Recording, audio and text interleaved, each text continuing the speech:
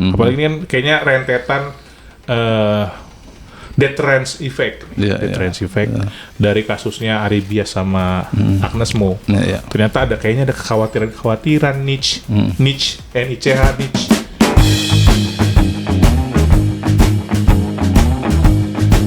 Assalamualaikum warahmatullahi wabarakatuh. Waalaikumsalam warahmatullahi wabarakatuh. Sampurasun. Rampes. Alhamdulillah. Gimana buka puasa, bro? Alhamdulillah, bro. Kita belum sapa ini. Apa? Penikmat hukum sekalian. Iya. Kami lagi advokat do. Modal kalian debat dan tarung gagasan di warung kopi. Ya nggak, bro? Bro. Kayak lu semangat banget, bro.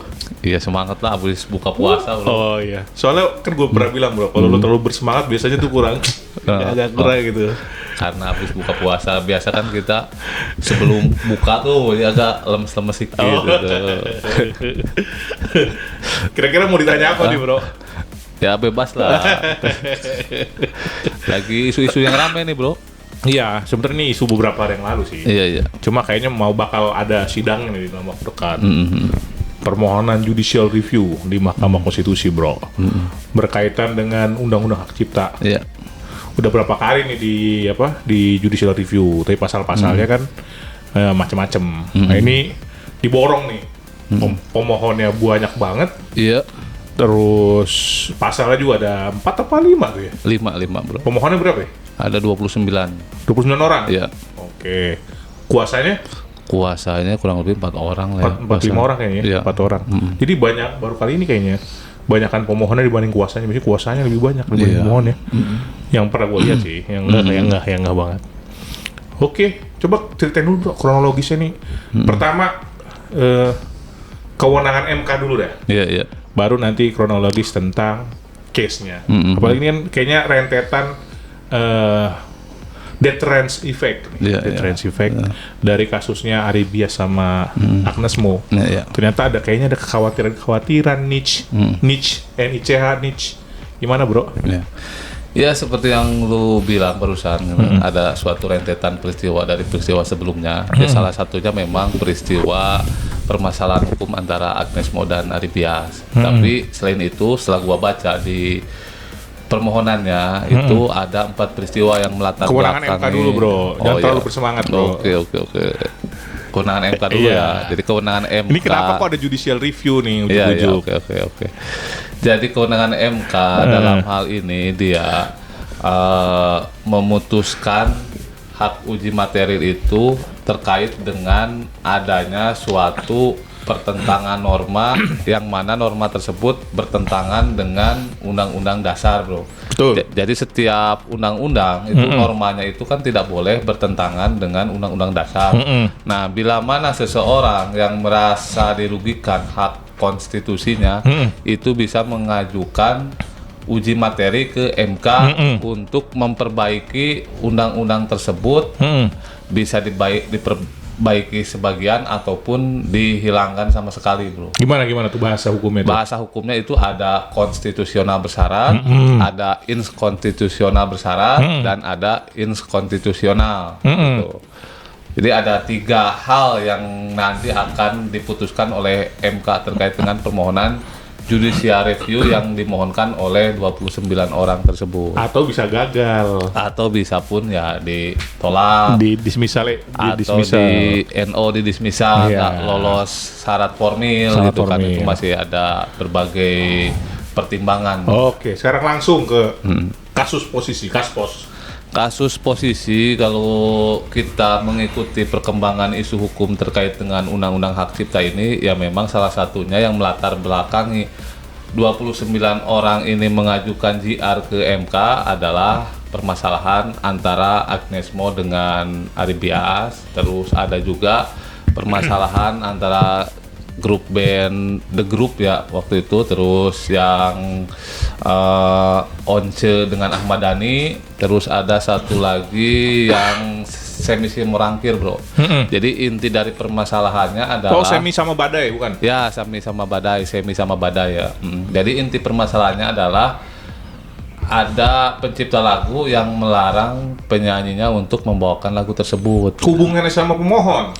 Nah, ini yang gua agak sedikit bingung ya. Iya. Dari 4 peristiwa hukum itu tidak ada satupun pemohon yang masuk sebagai pemohon di dalam pengajuan uji materi ini, bro. Jadi yang 29 orang ini tidak termasuk dari yang 4 kasus yang tadi gua sebutin, Agnes Mo, Semisi Morangkir, kan, Once, terus The Group gitu kan.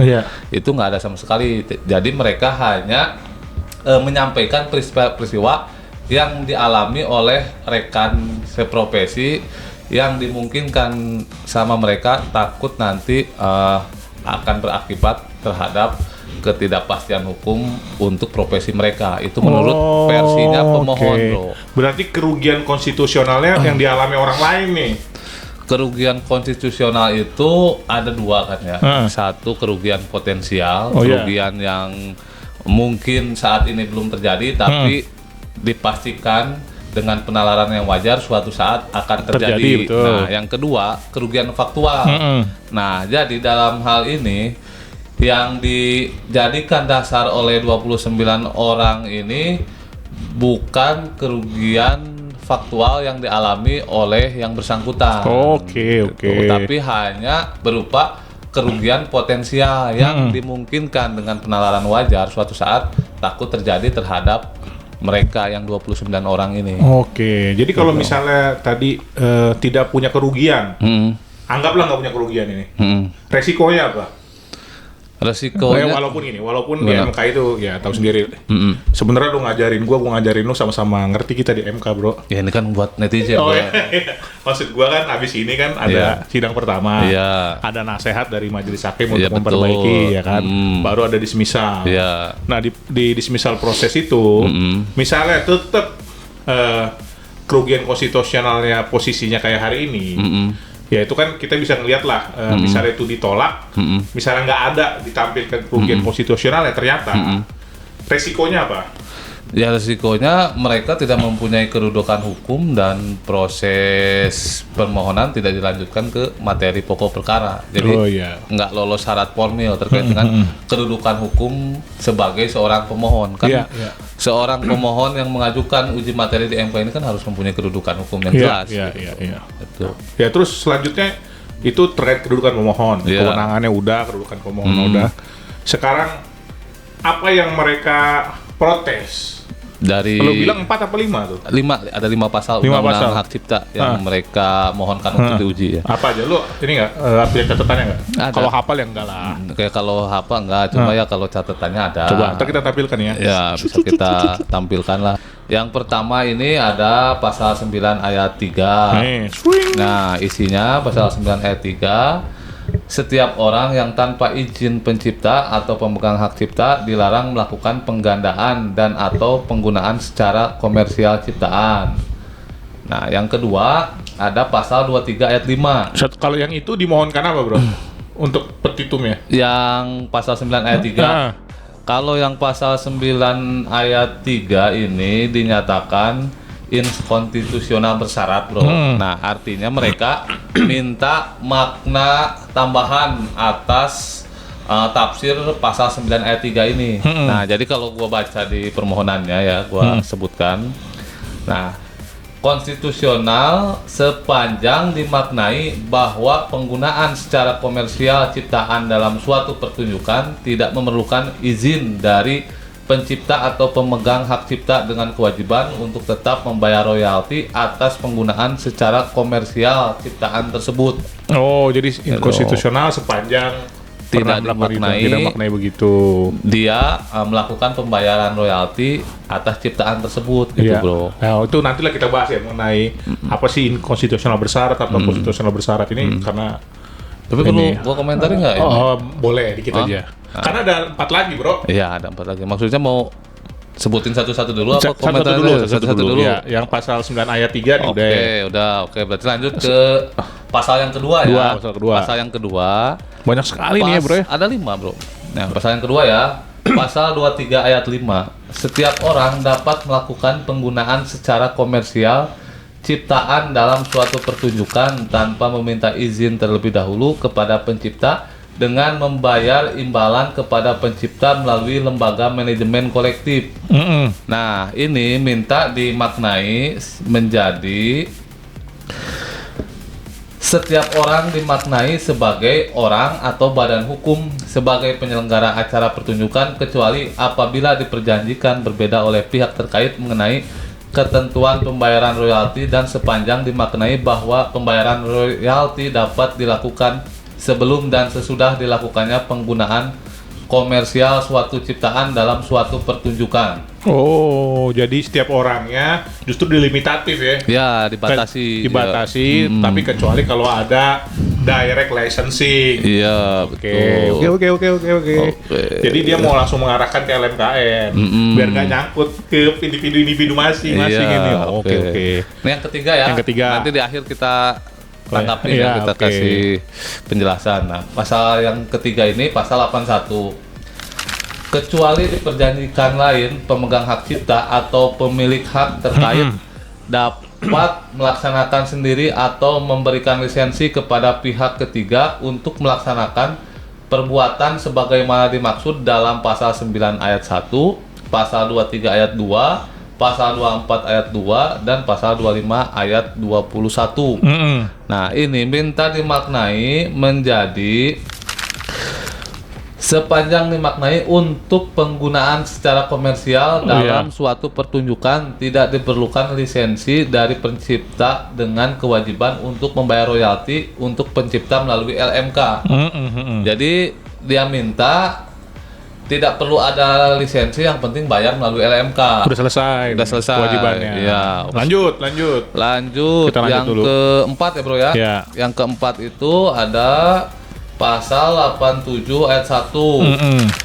Untuk mendapatkan hak ekonomi, setiap pencipta, pemegang hak cipta, pemilik hak terkait menjadi anggota lembaga manajemen kolektif agar dapat menarik imbalan yang wajar dari pengguna yang memanfaatkan hak cipta dan hak terkait dalam bentuk layanan publik yang bersifat komersial. Nah, ini dimaknai menjadi tidak dimaknai. Nah, ini tidak dimaknai ya, tidak dimaknai bahwa pencipta, pemegang hak cipta ataupun pemilik hak terkait juga dapat melakukan mekanisme lain untuk memungut royalti secara non kolektif dan atau memungut secara diskriminatif. Oh, jadi ini emang semuanya mengarah ke ya kolektif semuanya, nggak bisa masing-masing gitu kan? Tidak mau ada perbedaan mekanisme pembayaran gitu bro. Tadi semuanya mengarah ke LMKN, ke kolektif maksudnya. Terus lanjut yang terakhir. Nah, yang terakhir pasal 113 ayat 2. Setiap orang yang dengan tanpa hak dan atau tanpa izin pencipta atau pemegang hak cipta melakukan pelanggaran hak ekonomi pencipta sebagaimana dimaksud dalam pasal 9 ayat 1, huruf C, huruf D, huruf F, dan atau huruf H untuk penggunaan secara komersial dipidana dengan pidana penjara paling lama 3 tahun dan atau pidana denda paling banyak 500 juta rupiah. Nah, diminta apa nih? Ini yang pengen dihilangkan oleh mereka bro. Waduh. Jadi nggak ada sanksi kalau orang melakukan pertunjukan secara komersial tanpa izin dari si pencipta. Iya. Gitu. Tapi padahal delik aduan itu kan? Iya, delik aduan. Walaupun delik khusus itu. Pertanyaan gua yang pertama, komentar lo. Yang pertama. Ini komentar atas materi ya. Ini bukan komentar sebenarnya, masukan bro. Masukan atas materi. Karena namanya kita ini kan. Yang pertama ini kan pasal 9 ayat 3. Nah, jadi mereka kan gua ulangi ya, minta bahwa penggunaan secara komersial ciptaan dalam suatu pertunjukan tidak memerlukan izin dari pencipta atau pemegang cipta dengan kewajiban untuk tetap membayar royalti atas penggunaan secara komersial ciptaan tersebut. Jadi maksudnya itu kan yang penting si penyanyi ini atau pelaku pertunjukan ini melakukan pembayaran melalui LMK walaupun yang bersangkutan belum ada izin dari si pencipta. Kan dia pengennya seperti itu, Bu. Nah, kalau tanggapan gua terkait dengan ini ya, ini sebenarnya ini sudah diatur di dalam pasal 23 ayat 5, Bro. Iya. Jadi pasal 23 ayat 5 itu kan jelas di situ. Kalaupun pelaku pertunjukan tidak perlu meminta izin, asalkan dia membayar royalti tersebut melalui LMK. Iya. Sebenarnya ini Sudah tercover kan? sudah terakomodir di Iya, pasal 23 iya, ayat 5 iya. ya. Ini kalau menurut gua ya seperti itu gitu. Jadi nggak ada pertentangan norma di sini Iya, iya. gitu. Kalau dikaitkan dengan Undang-Undang Dasar 1945 sebagai batu ujinya gitu. Iya. Batu Jadi uji pasal berapa sih? pasal Ngomong-ngomong. 28 ya, pasal Yang 28. mana? 28 di ayat 1 sama 28G ayat 1, Bro. Oh, oke. Ya. Nah, untuk yang selanjutnya, Bro, terkait dengan pasal 23 ayat 5, mereka kan minta dimaknai setiap orang atau badan hukum sebagai penyelenggara acara pertunjukan kecuali apabila dipercayakan kepada belah pihak terkait mengenai ketentuan pembayaran royalti dan yang dimaknai bahwa pembayaran royalti dapat dilakukan sebelum dan sesudah dilakukan. Nah, ini kan dia meminta pembayaran royalti dapat dilakukan sebelum dan sesudah dilakukannya penggunaan komersil. Jadi maksudnya tuh bisa dibayarkan sesudah ataupun sebelum konser. Iya, Misalkan iya, iya. dia melakukan sebuah konser kan Iya. gitu. Nah, kalau gua menilai ini sudah ada pula di dalam Permenkumham, bro. Di situ diatur tentang mekanisme tata cara pembayaran royalti. Iya. Bro. Jadi ini lagi-lagi gua katakan belum terlihat ada pertentangan norma yang dimohonkan oleh si pemohon dengan Undang-Undang Dasar 1945. Bro. Iya, iya. Walaupun kan tadi Permenkumham itu kan apa namanya, Bro? Mengatur tata cara mekanisme iya, pembayaran itu kan mekanisme. royalti. Itu Ya. kan udah tataran mekanisme. Iya. Ya memang nggak bisa diuji di MK juga. Padahal kan itu batu ujinya, maksudnya itu udah ada kan? Iya, udah ada Penggambaran ketentuan tentang itu. udah ada di Permenkumham. Oke, gitu. berarti seharusnya udah udah tercover. tercover, udah terakomodir Oke. gitu kan. Yang ketiga, Nah, yang ketiga ini kecuali diperjanjikan lain kan, pemegang hak cipta pemilik hak terkait dapat melaksanakan sendiri atau memberi lisensi kepada pihak ketiga. Jadi artinya tuh pasalnya itu kan mengatur bahwa pihak ketiga pun bisa melaksanakan untuk perbuatan sebagaimana dimaksud dalam pasal 9 ayat 1, Bro. Tadi yang terkait dengan mekanisme pembayaran ya. ya. Memberikan lisensi di sini kan jelas tuh melaksanakan sendiri atau memberikan lisensi kepada pihak ketiga untuk melaksanakan perbuatan sebagaimana dimaksud pasal 9, pasal 23 kan itu terkait dengan mekanisme pembayaran royalti kan gitu. Nah, ini mereka minta dimaknai untuk penggunaan secara komersial dalam suatu pertunjukan tidak diperlukan lisensi dari pencipta dengan kewajiban untuk membayar royalti untuk pencipta melalui LMK. Ini udah ada juga nggak? Ini udah ada juga yang tadi gue bilang di pasal 23 ayat 5 dan ini sebenarnya sama juga dengan apa yang Yang pertama dimohonkan di yang pasal 9 ayat 3 tadi yang Iya. pertama gitu. Jadi lagi-lagi ini udah tercover juga di dalam Di pasal Undang-Undang Hak 25. Cipta gitu kan. Nah, terus yang selanjutnya yang keempat ini pasal 27 ayat 1 dia minta tidak dimaknai sepanjang bahwa pencipta, pemegang hak cipta ataupun pemilik hak terkait juga dapat melakukan mekanisme dan untuk memungut royalti secara non kolektif dan atau memungut secara diskriminatif, Bro. Apa sih yang diminta nih? Pemegang hak cipta atau pemilik hak terkait juga dapat melakukan mekanisme untuk memungut royalti secara non kolektif. Jadi maksudnya tuh tidak boleh memungut secara non kolektif. Artinya Iya, kan non masing-masing. kolektif itu secara langsung Iya, tuh iya. harus melalui LMK. Berarti Iya. lagi-lagi kan harus dikolektifkan melalui LMK. Nuntutnya ke LMK. Iya, nggak jadi bisa secara nggak bisa langsung ke personnya atau ke penciptanya. Oke. Jadi mereka tetap diarahkan semuanya satu pintu ke LMK. Biar nggak gitu. kena denda masing-masing kayak kemarin, Bro. Ya, mungkin seperti itu Iya. ya. Oke, nah yang kelima nih pasal terakhir yaitu menghilangkan sanksi terkait dengan pertunjukan yang Sanksi denda pidana. 500 juta sama sanksi pidananya, Bro. Oke. Gitu. Yang Jadi nggak tahu nih, nggak ada Du. sanksi gitu. Iya, tapi penjelasan yang sanksi pidana ini lu baca nggak di permohonan? Penjelasan apa? Iya, kenapa dia minta ini? Nggak dijelaskan di dalam permohonan, nggak dijelaskan. Loh, gimana sih? Nah, itu dia yang nanti kita akan coba bahas ya. Karena gini juga ya, kalau khususnya dengan pasal 113 ayat 2 itu kan jadi rancu, Bro. Yang namanya ketentuan suatu peraturan itu gimana caranya peraturan itu ditegakkan itu kan harus ada sanksi. Iya. Nah, kalau aturan nggak ada sanksi, mana mungkin orang bisa mentaati aturan tersebut? Iya, betul. Ya seperti simpelnya lah ya, kita berkendara di jalan raya di lalu lintas kan ada aturan-aturan tuh, nggak boleh nerobos lampu merah, Iya. nggak boleh melewati zebra cross pada saat berhenti. Nah kalau tidak ada sanksi mungkin orang ya sembarangan lah. Gua Ya, lampu merah, gua terobos. gakum. Kan nggak ada nggak ada sanksinya kan, Iya, orang ya gakum. suka-suka kan, jadi aturannya ya nggak ada Penegakan efek buat hukum. si pelanggarnya Iya. gitu. Ya, Jadi marwah penegakan undang- hukumnya nggak jalan. Marwah undang-undangnya ada di situ. Iya. Jadi kan ya, ini buat apa dibikin undang-undang kalau nggak ada iya, sanksinya? karena ini kan mengatur apa namanya Ketertiban. properti pribadi nih, ya kan? Kan properti dong itu. Ya, masuk properti, Properti, masuk hak- aset juga. aset. Ini gitu. kan hak antar- cipta itu kan bisa Iya. dikatakan sebagai Dan ini harus dilindungi sama negara. Iya. Nah, kalau yang cross the line tanpa izin dan melanggar undang-undang, ya pasti harus ada sanksi diberikan pidananya. sanksi, ya baik pidana ataupun sanksi denda. Kan Iya. itu sebenarnya pilihan. Itu. Karena nanti akan merugikan juga. Iyalah, kalau nggak ada sanksi bagaimana bisa ditegakkan Iya, iya. ini ketentuan kan? Yang ngerinya soalnya si malakama juga tiba-tiba Iya. nanti sanksi pidananya dihapus, terus ada lagu-lagu yang ternyata mereka ciptakan, terus di apa namanya sesuai dengan pasal 113 itu, Iya. terus nggak bisa kena pidananya, Iya, kan nggak gitu. bisa. Sebenarnya Ya kan- untuk melindungi apa namanya yang Hak mempunyai hak pencipta. cipta, Iya. pencipta itu. Ya oke, nanti kita bahas lebih dalam karena ini kan teknis banget ya. Iya. Sama ini sebenarnya ya. Sebenarnya kepiawaian salah satu pemohon, kepiawaian pemohon itu dalam memohonkan di Mahkamah Konstitusi itu agak sulit memang untuk mengaitkan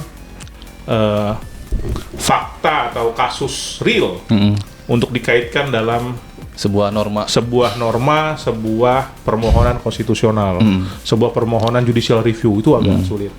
Gak banyak sih yang bisa. Ya, perlu pengalaman itu. Gue saya tanya siapa yang bisa.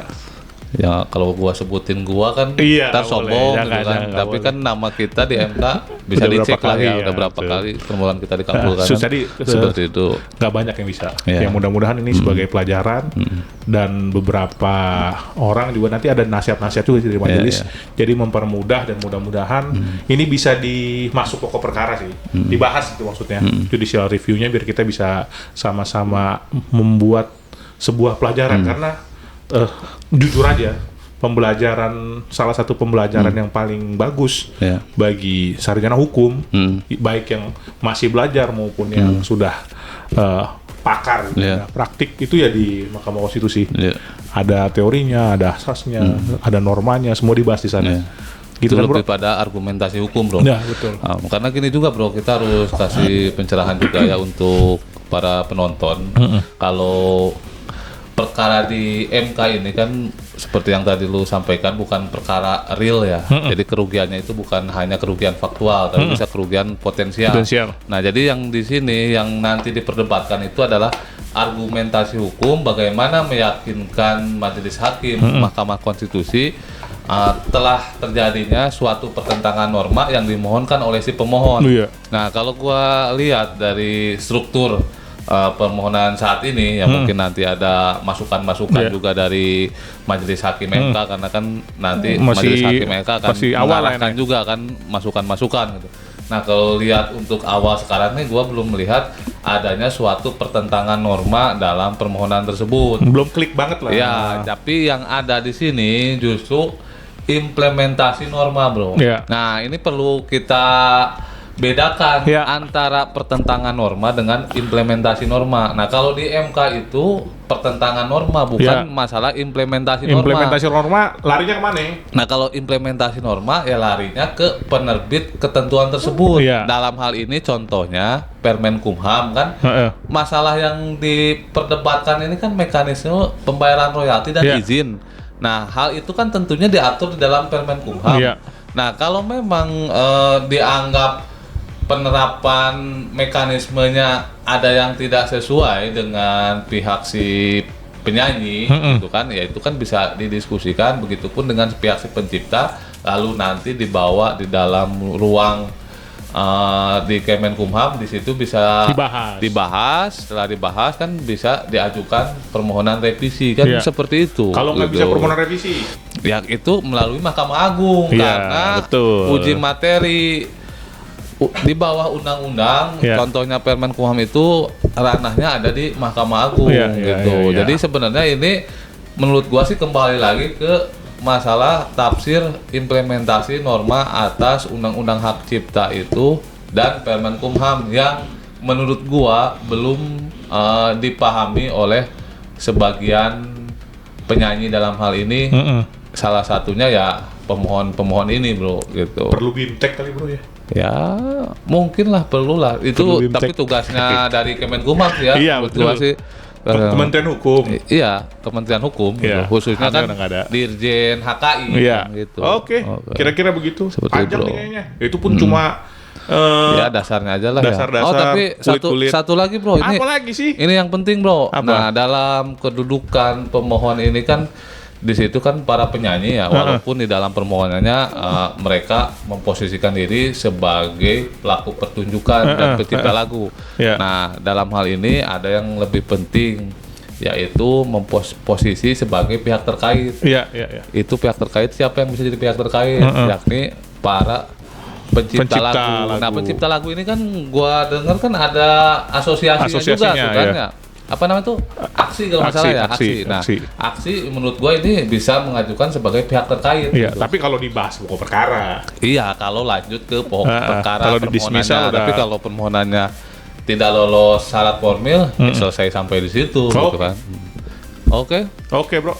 Ya kita kurang lebih paham lah seluk-beluk Mahkamah Konstitusi, yaitu juga persidangan Mahkamah Konstitusi sangat terbuka, terus juga jadwalnya sangat terbuka, dokumen-dokumen yang disediakan kecuali bukti itu juga sangat terbuka, bisa di-download, transparan lah, tinggal dilihat aja di MK, dan itu sangat jadi pembelajaran buat kita semua aja yang males baca aja, yang biasanya orang yang males baca satu sama yang udah terlanjur fanatik, yang biasanya menggebu-gebu tuh terlalu ngefans. Ya kira-kira gitu sih. Pandangan kita berbeda, ya nggak ada masalah, karena perbedaan itu adalah apa bro? Makanan bagi akal bro. Iya betul. Ya kan bro. Jadi orang-orang yang nggak punya akal tuh akalnya pendek aja, nggak mau berbeda. Gitu bro. Salam bagi para penikmat hukum sekalian. Ciao. Terima kasih. Wassalamualaikum warahmatullahi wabarakatuh.